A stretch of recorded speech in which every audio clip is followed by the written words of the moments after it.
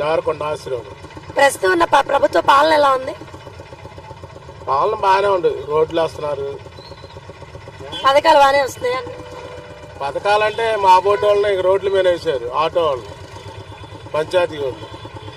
పాలన అయితే బాగానే ఉంది. శ్రావణ్ కుమారి మమ్మల్ని రోడ్డు మీద వేసాడు. శ్రావణ్ కుమారి మా ఆటో వాళ్ళని. చంద్రబాబు గారు డబ్బులు ఇచ్చాడు 15,000. పంచాయతీ వాళ్ళు రోడ్డు మీద వేసారు మమ్మల్ని. ఇది మా బతుకులు. మా 70 బళ్ళు 60 బళ్ళు ఉండి నిజాలు మాట్లాడుతున్నాం, వాస్తవం మాట్లాడుతున్నాం. ఇక్కడ అబద్ధం లేదు, ఏం లేదు. నా అంతరాత్మే నా మాట్లాడుతుంది.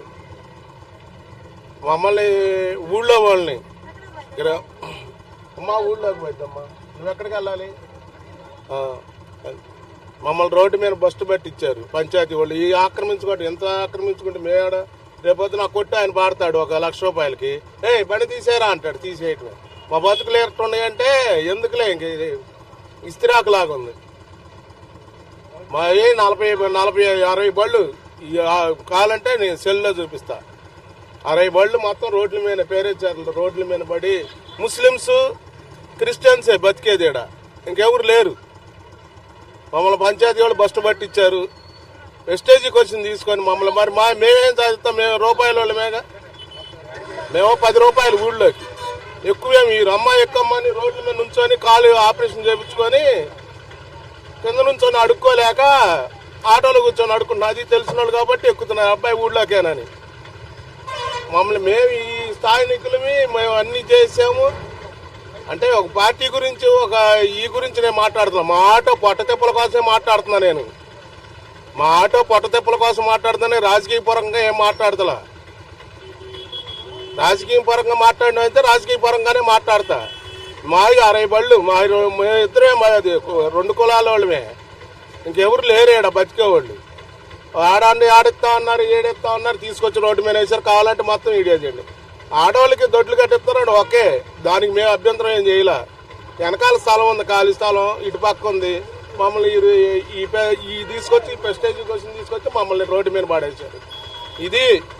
అది సీఎం గారి దగ్గరకైనా వెళ్తాము, లేకపోతే సీఎం కొడుకు దగ్గరకైనా వెళ్తాము. ఎక్కడికైనా వెళ్ళినా కూడా మా బతుకులేదు. శ్రావణ్ కుమార్ మమ్మల్ని ఇది చేశాడు. శ్రావణ్ కుమార్ చెబుతున్నా, ఆయన దగ్గరకు పోయాం. మేము వెళ్తే ఆటోలకి దొడ్లు కట్టే ఓకే, ఆయన కూడా మాట్లాడాడు. మేము దానికి అభ్యంతరం ఏం చేయలే. మొత్తం 60 మంది వెళ్ళాం.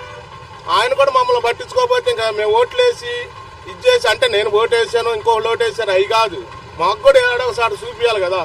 సిఐ గారికి అప్పు చదువుతున్నారు. సిఐ గారు తనలేని మహానుభావుడు సిఐ గారు, ధర్మ తండ్రి. ఆయన ఏమనకూడదు, కేసు కూడా రాయాలి మా మీద. మేట పెట్టుకున్నా. మరి ఈ ఊరోళ్ళు మేము ఎక్కడ బతకాలి? ఈ ఊరోళ్ళు మేము ఇస్తలోళ్ళు ఆడబెట్టుకొని బతుకుతున్నారు, దోపరితోళ్ళు ఆడబెట్టుకొని బతున్నారు. ఉండూరోళ్ళే మాకేది? మేమేం చేయాలా?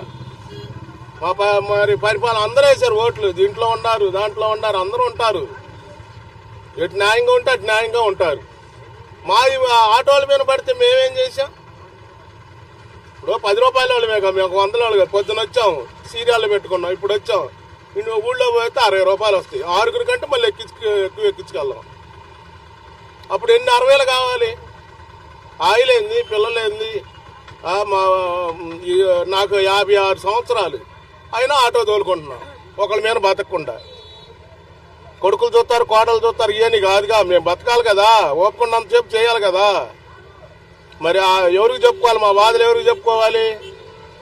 అధికారులకు చెప్పుకోవాలా, లేకపోతే ఇక్కడ నాయకులకు చెప్పుకోవాలా, ఇక్కడ పంచాయతీ వాళ్ళకి చెప్పుకోవాలా? ఎవరికి చెప్పుకోవాలి మా బాధలు? మేము 60-70 బళ్ళు ఇటు వరుసను పెట్టుకొని ఇదిగో మా ఆయన వచ్చి రేపు పొద్దున 1,00,000 రూపాయలు పాట పాడాడు అనుకో, బండి తీసేయాలంటే తీసేయాలి. లేకపోతే వ్యాపారం పోతుందని సిఐకి చెప్పాడు అనుకో, సిఐ గారు మళ్ళీ వచ్చారా ఏంద్రా అట్టాలు పెడుతున్నారు అంటే మా అమ్మాయిని పెడుతున్నారు. మేమేం చేయాలి? ఇంకా మేము ఎవరికి చెప్పుకోవాలి తల్లి? మా బాధలు ఎవరికి చెప్పాలి? దేవుడికి చెప్పాలా? మేము రోడ్డు మీద కూర్చొని అమ్మ అని బచ్చలాడుకుని అదిగో వాళ్ళు ఊళ్ళో పోవటానికి కనీసం గవర్నమెంట్ మీ స్పందన వినాలని కోరుకుంటున్నాం. Thank you.